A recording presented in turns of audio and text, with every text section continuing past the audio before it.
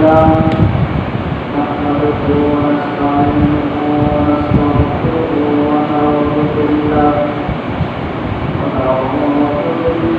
من شرور أنفسنا ومن سيئات أعمالنا من يهده الله فلا مضل له ومن يضلل فلا هادي له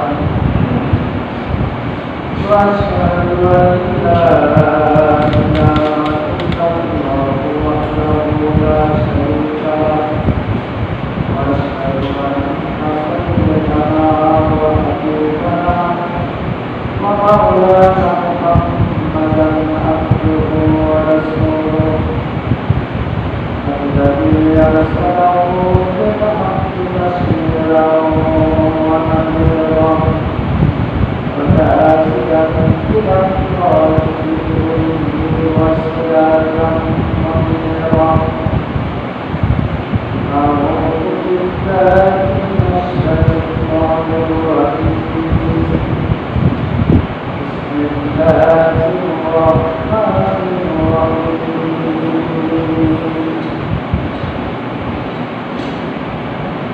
يا أيها الذين آمنوا اتقوا الله حق تقاته ولا تموتن إلا وأنتم مسلمون يا أيها الناس اتقوا ربكم الذي خلقكم من نفس واحدة وخلق منها زوجها وبث منهما رجالا كثيرا ونساء واتقوا الله الذي تساءلون به والأرحام إن الله كان عليكم رقيبا يا أيها الذين آمنوا اتقوا الله وقولوا قولا سديدا يصلح لكم أعمالكم ويغفر لكم ذنوبكم ومن يطع الله ورسوله فقد فاز فوزا عظيما أما بعد فإن خير الحديث كتاب الله وخير الهدي محمد صلى الله عليه وسلم وشر الأمور محدثاتها وكل محدثة بدعة وكل بدعة ضلالة وكل ضلالة في النار وقال تعالى ويعبدوننا من دون الله ما لا يضرهم ولا ينفعهم ويذكرون هؤلاء الشفعاء عند الله عن عبد الله قال قال رسول الله صلى الله عليه وسلم لن يعطي ولا آيات وحدث محمد إسرائيل والأخوات ومن كذب علي متعمدا فليتبوأ مقعده من النار الحمد لله প্রশংসা একমাত্র আল্লাহ সুবহানাহু ওয়া তাআলার জন্য যিনি আমাদেরকে পবিত্র আয়াতে আল্লাহর ঘর মসজিদে এসে তেলাওয়াতের সুযোগ করে দিলেন সেই মহান মালিকের পর্যায়ে শুকরিয়া আদায় করি আলহামদুলিল্লাহ সাইয়্যিদুল মুরসালিন খাতামুন নবিয়্যিন আশরাফুল আম্বিয়া আমিনাতুল্লাহ যিনি পৃথিবীতে আগমন করেছিলেন তাওহীদ প্রতিষ্ঠার জন্য এবং শিরকে মৌলবাদ করার জন্য সেই মানবী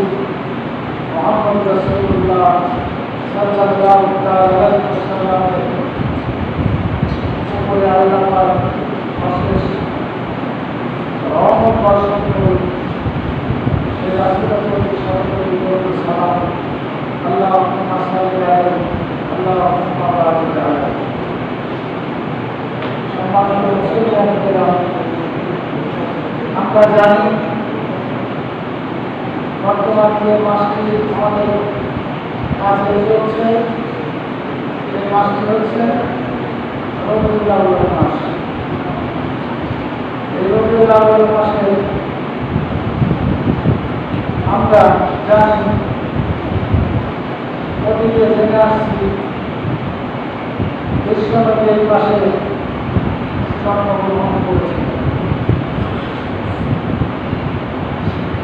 এ নিয়ে আমাদের সমাজে নানা রকম বক্তব্য আছে। প্রথমে যে হাদিসটা আমি বলেছি, এই হাদিসটা থেকে আমাদের বোঝার জন্য আমি একটু আপনাদের এলাকাকে বলতে চাই। আর আপনি চাইছেন ওমর قال رسول الله صلى الله عليه وسلم আব্দুল্লাহ ইবনে আমর রাদিয়াল্লাহু তাআলা তিনি বলেন রাসূলুল্লাহ সাল্লাল্লাহু আলাইহি ওয়াসাল্লাম বলেছেন কালিমু আন্নি ওয়ালা আয়া। ইসলামটাকে আগে বুঝতে হবে, না বুঝে আমল করলে কোনো কাজে লাগবে। আমল মানে কাজ, যেই কাজটি আপনি করেন সেটা হোক দুনিয়াবি হোক আখিরাতে, কাজটা করতে হবে বুঝে। যদি আমরা বুঝে কাজ করতে পারি, ফরজ ওয়াজিব আল্লাহ হুকুম আহকাম পালন করি বুঝে শুনে, তাহলে ওই কাজ আল্লাহর দরবারে কবুল হবে। না বুঝে কাজ করে যাবে না। আমরা কিন্তু দুনিয়ার ক্ষেত্রে কাজ করি, না বুঝে কোনো কাজ করি না। আপনাকে এখন যদি আমি বলি যে এই ঘরটা নষ্ট হয়ে গেছে, আপনি বলেন 2-3টা তারের পাতা দেখা যাচ্ছে, আপনি যে তারগুলো যথাস্থানে বসায় পাবেন পাবেন। কিন্তু যদি একটা ইলেকট্রিশিয়ান আসে পাবে না। আপনি দুনিয়ার একটা উদাহরণের দ্বারা বোঝা যান, এটা না বুঝে হাত দেওয়াটাই বিষয় আপনাকে সলভ করতে পারে না পারে না। তাহলে ওইটা আমি ধরবো না, আমি ওই কাজ বুঝি না। আমাদের সমাজে এই ইসলামটাকে হুজুর পীর মাসায় মুয়াজ্জিন মুন্সি যে যার মতো বলে যাচ্ছে, কোনো বাধা নেই। বাধা এই কারণে নেয়, কারণ সরকারিভাবে এই বলার কারণে কাউকে গ্রেফতার করা হচ্ছে না, ধরা হচ্ছে না। আবার অনেকে এই পেশায় নিয়োজিত আছে, পয়সা পাওয়া যায়, মিলার আছে না, মরা মানুষজন মরে যায়, তাদের সেখানে খাওয়া, তারা আবার টাকা পয়সা দেয়। এরকম দেখে মানে ছিল মহিলা রাতে ঘুমে আছে, সকালে উঠে দেখে পুরুষ হয়ে গেছে। ঘটনা শুনছেন না? সে আবার এখন কি হুজুর ওয়াজ করে বেড়ায়, আছে না নাই? আপনাকে বুঝতে হবে। তা আমি বলেছিলাম তোর কাপড় খুলে দেখ, ঠিকই আগেরটাই আছে। আমি বলেছিলাম ওই সাথীরা কেউ আসছিল, তা আমি বলেছিলাম আমার কাপড় খুলে দেখ, ও আগেটা ছিল তাই আছে। শুধু এবার মাথায় ভেটি বানিয়ে আমি আগে মহিলা পুরুষ ছিলাম, মহিলা ছিলাম, এখন পুরুষ হয়ে গেছি। ওয়াজ করে যাচ্ছে সমান। হ্যাঁ, ইসলামটা কি তামাশার বস্তু। রাসূল কারীম সাল্লাল্লাহু আলাইহি ওয়াসাল্লামকে নিয়ে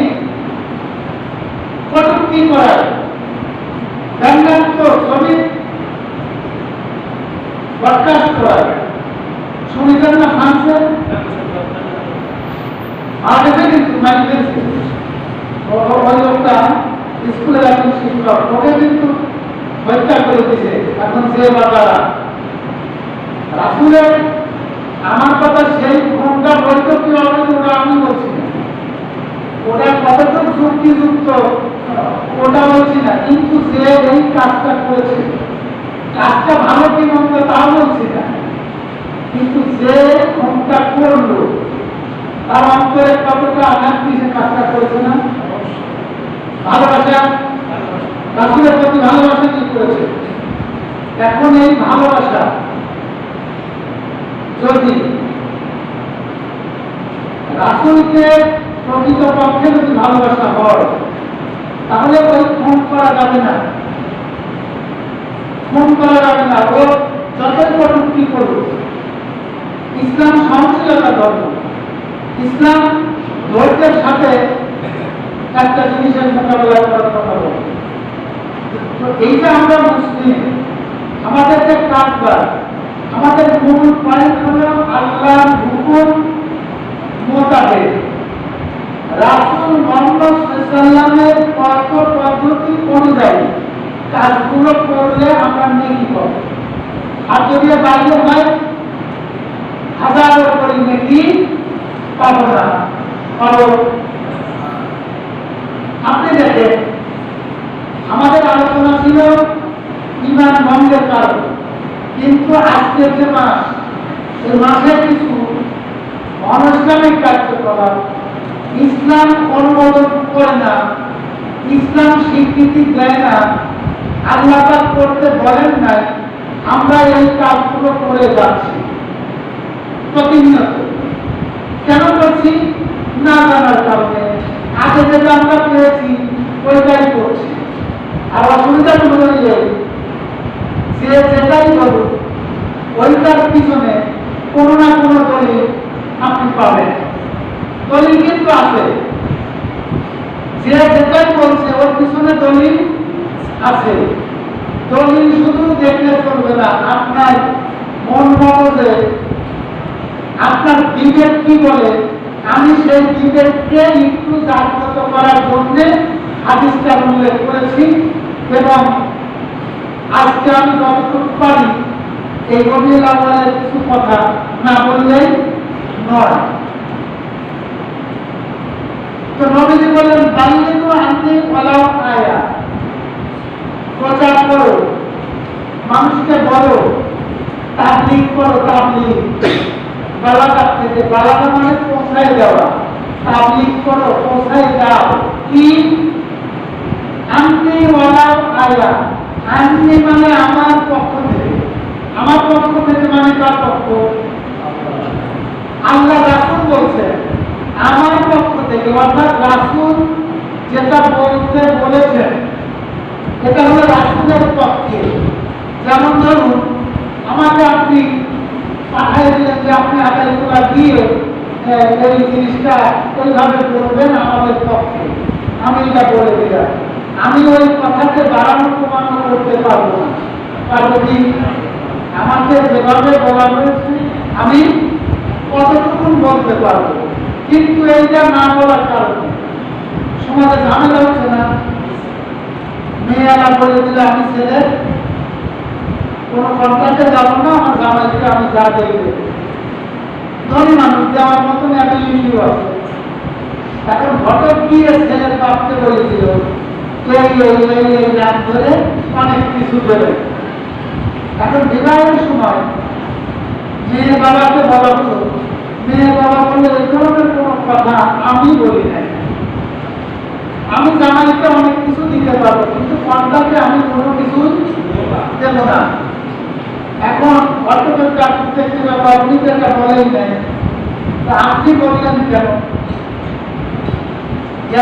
গন্ডগোল লাগতে পারে না, পারে না এই কথায় ঠিক একই তরিকায় ধরে নেন, ঠিক একই তরিকা চলছে ইসলামের ব্যাপারে। আপনি জুম্বাটুকি দেখলেন বড় হুজুর, আপনি তো ওই লোকের জানেন না, ওই কথা আপনি বিশ্বাস করলেন। বিশ্বাস করার আগে আপনাকে দেখতে হবে কোরআন হাদিসের সাথে মিল আছে কিনা। ইজি ব্যাপার।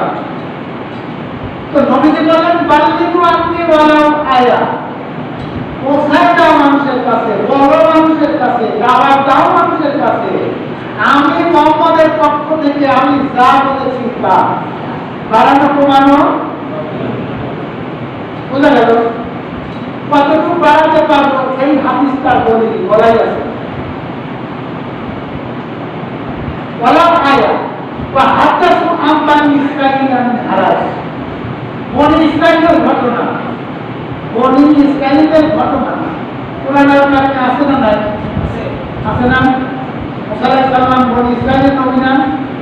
ওই যে সমুদ্রের মধ্যে গেল, এই ঘটনা কোরআনের মধ্যে আছে। তো নবীজি বললেন যে যদি বনি ইসরাঈলের ঘটনা হয় তো তুমি শোনাতে পারো। কতটুকু? যতটুকুনের বৈধতা কোরআন হাদিসে আছে।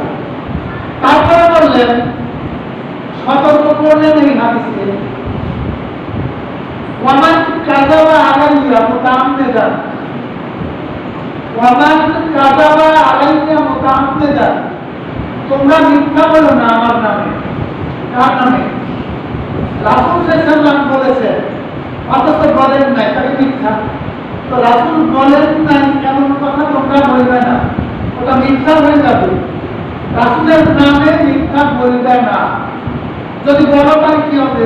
মুতাআম্মিদান আলী ইয়াতাবাওয়া মাকাদাহু মিনান নার। যদি কেউ রাসূল বলেন নাই অথচ ওই কথা বানিয়ে রাসূলের নামে যদি কেউ চালিয়ে দেয়, নবীজি বলছেন সে যেন জাহান্নামে থাকার জন্য নিজের ঘর তৈরি করে না।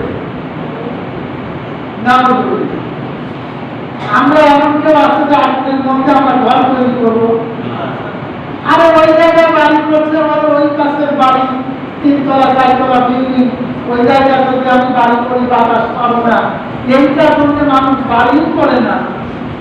আর নবীজি বললেন যে মাকাদাহু মিনান নার, যদি কেউ আমার নামে মিথ্যা কথা বলে সে যেন জাহান্নামে ঘর নিজের তৈরি করে। সম্মানিত মুসলিম, এরপরে দেখেন নবীজি একটা সুসংবাদ দিলেন। আর উসমান রাদিয়াল্লাহু তাআলা বলেন, قال رسول الله صلى الله عليه وسلم من مات وهو يعلم لا اله الا الله دخل الجنة। এখন উসমান ইবনে আফফান রাদিয়াল্লাহু তাআলা একটা হাদিস বর্ণনা করেছেন কি, যে যদি কেউ ওয়াহুয়া ইয়ালামু, যদি সে জেনে শুনে, ইয়ালামু মানে জেনে বুঝে, কি বলে? লা ইলাহা ইল্লাল্লাহ, হ্যাঁ, লা ইলাহা ইল্লাল্লাহ। আপনারা বলবেন মুহাম্মদুর রাসূল গেল বলে, এই হাদিসে মুহাম্মদুর রাসূল কি আছে? হাদিসটা আছে হচ্ছে সহিহ মুসলিম 145 নম্বর হাদিস, মিশকাতে আছে 37 নম্বর হাদিস, মকরুয়াত মিশকাতে হাদিসটা 33 নম্বর, যেটা আলেমে পড়ানো হয়, আলেম মাদ্রাসায় আলেম ইলামে পড়ানো হয়, এর আছে তাই সহিহ হাদিস। তাহলে এই হাদিসে কি বললেন? যে ওহুয়া মাসনাতা ওহুয়া ইয়ালামু লা ইলাহা ইল্লাল্লাহ, যদি কেউ বুঝে শুনে লা ইলাহা ইল্লাল্লাহ পড়ে, ভালো করে বুঝবেন, টাইপ আন্ডারস্ট্যান্ড, ভালো করে আমাকে বুঝে, যদি কেউ বুঝে শুনে লা ইলাহা ইল্লাল্লাহ পড়ে, দাখালাল জান্নাহ, সে কোথায় যাবে? জান্নাতে চলে যাবে। এখন এই কথাটাই বিভিন্ন জায়গায় বিভিন্ন রকমের হুজুর, বিভিন্ন রকমের দরগা হাত পাতি বসে আছে, এরা বলছে যে তোমার কোনো কিছু করা লাগবে না, শুধু লা ইলাহা ইল্লাল্লাহ পড়লে জান্নাতে চলে যাবে। এই যে সহিহ হাদিস, সহিহ মুসলিম মিশকাত হাদিসটা আপনি দেখাই দিল। আমরা সাধারণ মানুষ দেখলাম যে ওয়াহুয়া আলাকু ইয়ালাকু, এটা অর্থ তো জানি না, লা ইলাহা ইল্লাল্লাহ একেবারে না জানলেও বুঝি, এটা বুঝার পরে বললাম যে লা ইলাহা ইল্লাল্লাহ, there is no God but Allah, Allah ছাড়া সত্য কোনো মাবুদ নাই, এই সাক্ষ্য দিলে তাকওয়ার জান্নাত। কে বলেছেন? তৃতীয় খলিফা খলিফাতুল মুসলিমিন কিরা? উসমান ইবনে আফফানের বেটা উসমান তৃতীয় খলিফা বলেছেন, জান্নাতের সার্টিফিকেট প্রাপ্ত খলিফা। উনি কি ওই ভুলভাল হাদিস বলেছেন? হাদিসটা কিন্তু সহিহ, কিন্তু ধাঁধায় ধাঁধালো কি লা ইলাহা ইল্লাল্লাহ পড়লে তুমি জান্নাতে চলে যাবে। হাদিসটা তো সহিহ, কথাও ঠিক, কিন্তু আছে না? এখন এই হাদিসটা বোঝানো লাগবে না ঠিক মতো। এখন নবীজি অন্য হাদিসে বলছেন লা ইলাহা ইল্লাল্লাহ এটা দিয়ে জান্নাতের চাবি, এই চাবিতে জান্নাত নাই। অন্য হাদিসে নবীজি বলছেন চাবিটা কি নাই? তাহলে লা ইলাহা ইল্লাল্লাহ পড়লাম, চাবি পাইলেন জান্নাতে, তো চাবি ঢুকাই দিলে তালা খুলবে না, এই চাবি লাগবে দাম। তাহলে এখন কালেমা, নামাজ, রোজা, হজ, যাকাত যত ভালো কাজ আছে এই মোট কাজ হলো ওই চাবির দাম। তাহলে এই আমলগুলো যদি হয় তাহলে দাম বলা চাবি, এবার আপনি তালার মধ্যে ঢুকাবেন, তালা খুলে যাবে। কিন্তু দেখেন কি প্রতারণা করেছে, যে লা ইলাহা ইল্লাল্লাহ পড়লে জান্নাত। আরেকটা হাদিস ছিল মান কালা লা ইলাহা ইল্লাল্লাহ দাখালাল জান্নাহ, সহিহ হাদিস।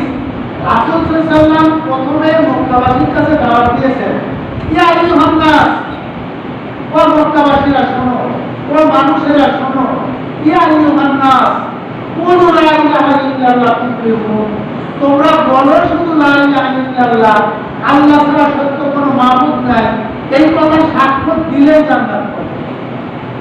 ওইভাবে হুজুর বুঝাই দিল।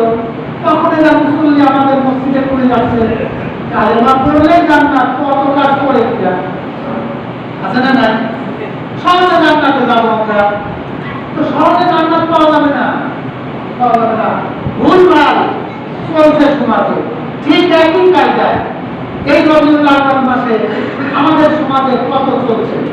কেউ বলছে নবীজির জন্ম তারিখ বলা হচ্ছে রাসূলুল্লাহ সাল্লাল্লাহু আলাইহি সাল্লাম আমিরা পাল বা সাহারা উসমান আফফান রাদিয়াল্লাহু তাআলা আনহু, উসমান রাদিয়াল্লাহু তাআলা আনহু জিজ্ঞেস করলেন, আল্লাহ রাসূল আপনার জন্ম কোন মাসে? বলেন হাতির বছরে আমার জন্ম। সকালে আকবর মিন্নি, তো এই দুজনের মধ্যে বড় কে? হ্যাঁ, হাতির বছর জন্ম, তো বড় কে? তো বললেন যে, প্রশ্ন করলেন আপনি বড় না রাসূল সাল্লাল্লাহু আলাইহি ওয়াসাল্লাম বড়? তা উত্তরে বললেন রাসূল সাল্লাল্লাহু আলাইহি ওয়াসাল্লাম আমার থেকে বড়, আর আমি জন্মগ্রহণ করেছি রাসূল সাল্লাল্লাহু আলাইহি ওয়াসাল্লামের আগে। কথাটা কিরকম? রাসূল সাল্লাল্লাহু আলাইহি ওয়াসাল্লাম আমার চাইতে বড়, কিসে বড়? জ্ঞান গরিমা মান সম্মানে বড়, কিন্তু জন্মগ্রহণ রাসূলের আগে। আমি হাদিস পাওয়া গেল সমাজে চালু আছে, দুনিয়া সৃষ্টির আগে রাসূল সাল্লাল্লাহু আলাইহি ওয়াসাল্লাম সৃষ্টি করে 70,000 বছর লটকায় রাখছে, আরো বানায় রাখছে, ইত্যাদি ইত্যাদি আছে না নাই? আর এখানে উসমান ইবনে আফফান রাদিয়াল্লাহু তাআলা আনহু জান্নাতের সার্টিফিকেট প্রাপ্ত সাহাবী। হাদিসটা আমি বর্ণনা করছি, আপনাদের মসজিদে থাকা খুতবাতুল ইসলাম, যেটা লিখেছেন ডক্টর আব্দুল্লাহ জাহাঙ্গীর, প্রফেসর ইসলাম বিশ্ববিদ্যালয় কুষ্টিয়া, ডক্টরেট করছেন রিয়াদ সৌদি ইউনিভার্সিটি থেকে, ফুরফুরা শরীফের তাহার সিদ্দিকী সাহেবের জামাতা, হাদিসের উপরে ডক্টরেট। উনি কি ভুল হাদিস বলেছেন? তারপরে ভুল বলেছেন কিনা আমি এই হাদিস দেখেই বলছি না, আমারও মেমোরিতে এই হাদিস আছে। এবার দেখেন ঐতিহাসিকদের মতে কেউ বলেছেন 570 খ্রিস্টাব্দে জন্মগ্রহণ করেছেন নবীজি, আবার কেউ বলেছেন 571 খ্রিস্টাব্দে। কি জমত হলো না? এখানেই শেষ না। আমি আসেন ইবনে কাসির, কাসকালানি, অন্যান্য ঐতিহাসিক সিরাতের লেখক যারা নবীজি সিরাত সামাইল তার জন্ম বৃত্তান্ত নিয়ে যারা লিখেছেন, তারা বলেছেন এই বিষয়ে নবীদের জন্মের বিষয়ে 12টা মত পাওয়া যায়। এখন এই 12টা মতের মধ্যে আমার যদি আপনি বলেন যে হুজুর এক কামত আপনি বলে যান, আমার বাপ কবর থেকে উঠে আসলেও আমি কি দিতে পারবো? ওই যে হাদিসটা বলে নিলাম কি, যে মান কাযাবা আলাইয়া মুতাআম্মিদান ফালইয়াতাবাওয়া মাকাদাহু মিনান নার। আমার নামে যদি কেউ মিথ্যা বানোয়াট বলে, যেটা আমি নবীজি বলি না, থাকার জায়গা শুনে আমি ভাই জাহান্নামে যেতে চাই না। অতএব আমি যেটা আছে অতটুকু বলবো, আমি বেশি পারি না। 12টা মতামত আছে। কোরআন নাযিল হয়েছে কোন মাসে? কোন মাসে? রাসূল সাল্লাল্লাহু আলাইহি ওয়াসাল্লাম নিজেও বলেছেন কোরআন নাযিল হয়েছে রমজান মাসে। কি বার? সোমবার। কি বার? সোমবার। সোমবার। নবীজি জন্মগ্রহণ করেছেন কি বার? সোমবার। নবীজি মক্কা থেকে হিজরত করে মদিনায় রওনা হন কি বার? সোমবার। মদিনায় গিয়ে পৌঁছেন কি বার? সোমবার। নবুয়ত লাভ করেন কি বার? সোমবার। মৃত্যুবরণ কবে? সোমবার। এই ব্যাপারে ঐতিহাসিকদের কোনো দ্বিমত নেই। তো আপনি হুজুর 12ই রবিউল আউয়াল কোথায় পেলেন? আপনি রবিউল আউয়াল বলতে পারেন, কোনো সমস্যা নাই। 12 তারিখ আপনি উল্লেখ করলেন কিভাবে? 12ই রবিউল আউয়াল আবার হওয়া লাগবে কি বার?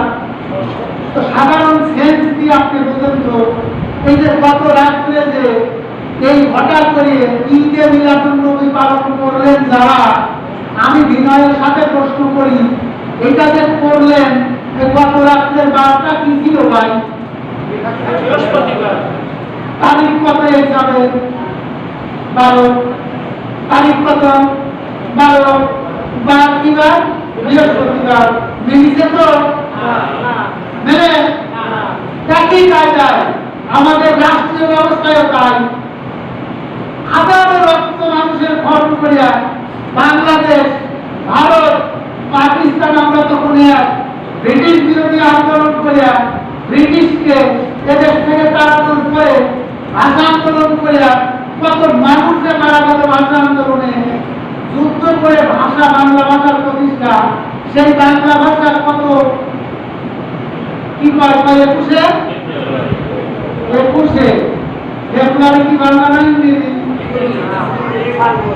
হ্যাঁ, আপনারা কি মিলায় দেখেছেন 21 ফেব্রুয়ারি ওই দিন কি 8ই ফাল্গুন হয়?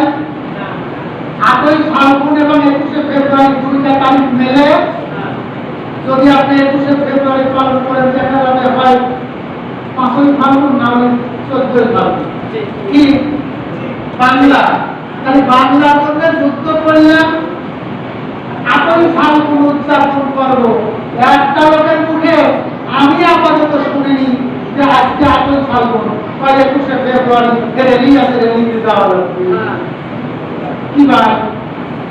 ওই জায়গায় যেমন এই জায়গায় তেমন কোনো পার্থক্য নাই।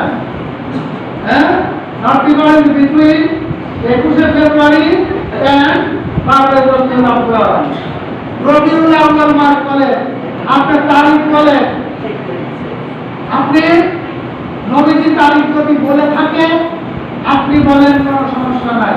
কিন্তু নবীজি হাদিসে কি বলেছেন, দলিল আছে না নাই? এই সাধারণ জ্ঞান দিয়ে দেখে না যে 8ই ফাল্গুন 21 ফেব্রুয়ারির সাথে মেলে না। 12ই রবিউল আউয়াল যদি আপনি বলেন, সোমবারের সাথে মিলবে না।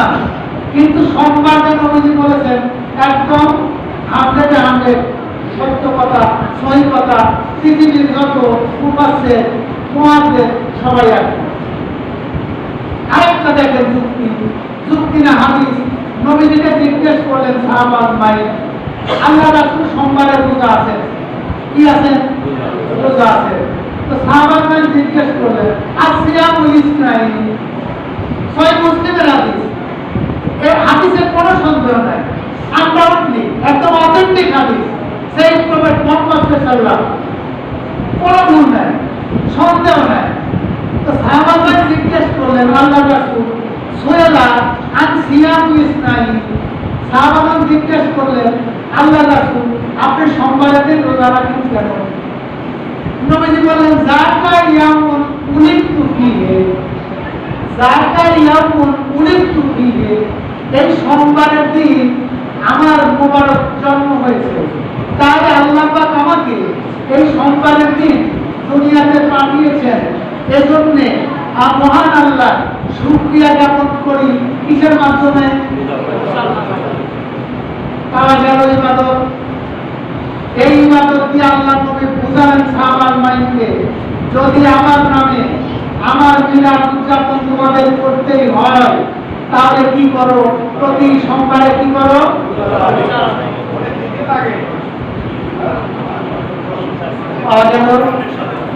তাহলে আপনি যদি রবিউল আউয়াল নবীজির জন্মদিন পালন করতে চান, নবীজি যে তরিকায় ছিলেন, যা করেছেন, আপনি রোজার মাধ্যমে পালন করেন, প্রতি সোমবার রোজা রাখেন। এই হাদিসটাই আবার দুই রকমের, মানে দুইটা শাখা আছে, একটা ডাল আছে। সেটা হলো বৃহস্পতিবার এবং সোমবার। তো সাহাবায়ে কেরাম বললেন কেন? নবীজি বললেন বৃহস্পতিবার আর সোমবারে বান্দার আমলনামা আল্লাহর দপ্তরে পেশ করা হয়। তো আমি মোহাম্মদ চাই, আমি তোমাদের রাসূল মোহাম্মদ চাই আল্লাহর কাছে আমার আমলনামাটা জমা হোক এমন অবস্থায় যে আল্লাহ যেন দেখতে পান আমি রোজা আছি। রাসূলের প্রতি ভাই যদি ভালোবাসা থাকে, যদি রাসূলের মহব্বত করতে চান, যদি রাসূলের আমলের সাথে আমল মিলাতে চান, এইসব ঘটা করিয়ে, এইসব ফিলাপি দিয়ে মসজিদ নষ্ট না করিয়া, এই মসজিদে ওইসব না নিয়ে টাকাগুলো মসজিদে দিয়ে দিতে হয় না, মসজিদে দিয়ে দিতে হয় না। খিচুড়ি রান্না করেছেন, ওই খিচুড়িগুলো না দিয়ে ওই যে টাকাটা খরচ হয় 200-500 মসজিদের উন্নয়ন ফান্ডে মসজিদের কাজে লাগালে হয় না? তা করবেন না। এখন বলবেন কি যে আমাদের এই পুরাতন এতদিনের ইতিহাস মোহাম্মদ আলী মুছে দিতে চায়, ওজন্য আর মসজিদে না আসে, ওয়েলকাম, গুডবাই। কিন্তু যে কথাটা বলবো প্রাণা দিতে আসে ভাই, বলতেই হবে। আপনারা এইগুলো করেন আর রাসূলের জন্মবৃত্তান্ত নিয়ে আলোচনা করেন, আর প্রতি সোমবার এবং বৃহস্পতিবারে রোজার বিধানটা আছে আপনি চালু করে দেন। তাহলে কি হবে? এই রাসূলের ইবাদতের সাথে আপনার ইবাদত মিলে যাবে, ঈমান বাড়বে, আর ওইটা দিয়ে আপনি আল্লাহর রহমত পাবেন। আর আল্লাহর রহমত পেলে জান্নাতে একটু জায়গা ইনশাআল্লাহ আমরা পেয়ে যাব। এবার আসেন তারিখ নিয়ে আমি বানায় বলছি না, এই যেখানে 12টির বেশি মতামত উল্লেখ আছে। কে বলেছেন 12 রবিউল আউয়াল 2 তারিখ, কে বলেছেন রবিউল আউয়ালের 8 তারিখ, কে বলেছেন 10 তারিখ, কে বলেছেন 12 তারিখ, কে বলেছেন 17, কে বলেছেন 22। প্রত্যেক মতের পক্ষে কোনো না কোনো সাহাবী বা তাবিঈ থেকে মতামত বা কিছু না কিছু দলিল পাওয়া যাবে। কিন্তু আমি দলিলের আগে একটা সাধারণ জ্ঞান আপনাদেরকে দিয়েছি, উদাহরণস্বরূপ দেখাই দিয়েছি যে তারিখ মেলে তো বার মেলে না, বার মেলে তো তারিখ মেলে না। তাই দেখেন ঐতিহাসিকগণ শুধু সোমবার বলেছেন, রাসূলও সোমবার বলেছেন। 12ই রবিউল আউয়াল রাসূল থেকে প্রমাণিত কিয়ামত পর্যন্ত যদি কারো আয়ু আল্লাহ দেন, জিন্দেগিতে দেখাতে পারবেন না যে 12ই রবিউল আউয়ালের কথা নবীজি থেকে প্রমাণ। নবীজি বলেন না। এরপরে আবার কি করলো? ঈদে মিলাদুন নবী। ঈদ কয়টা ভাই? কয়টা? প্রমাণিত। আল্লাহ রাসূল বলছেন ঈদুল আযহা, ঈদুল ফিতর। ঈদ মানে আনন্দ বা খুশি। রাসূল সাল্লাল্লাহু আলাইহি ওয়াসাল্লাম সোমবারে মারা গেছে না যায় নাই? সোমবারে মারা গেছে না যায় নাই? তো আপনি খুশি রাসূলের মৃত্যুতে? আপনি কি খুশি? খুশি কি আছেন? খুশি, খুশি। ঈদ মানে খুশি। তাহলে যদি ঈদ থাকতো, আচ্ছা ভাই এই যে ঈদ পালন করে ঈদুল আযহা এবং ঈদুল ফিতর, কাজ আছে না দুইদিন? রমজান মাসে এক মাস কি করি আমরা? ফরজ সিয়াম পালন করার পর সকালবেলা ফজরের নামাজ পড়তে সকালবেলা রীতিমতভাবে গোসল করে বাড়ির কাজ বাজ একটু ঠিক করে সবাই চলে যায় কোথায়? কয় রাকাত নামাজ পড়ি? 2 রাকাত। ইমাম সাহেব আবার খুতবা দেন, দেন না দেন না? বাড়িতে চলে আসলাম। কুরবানি ঈদে গরু জবাই করে চলে যায় কুরবানি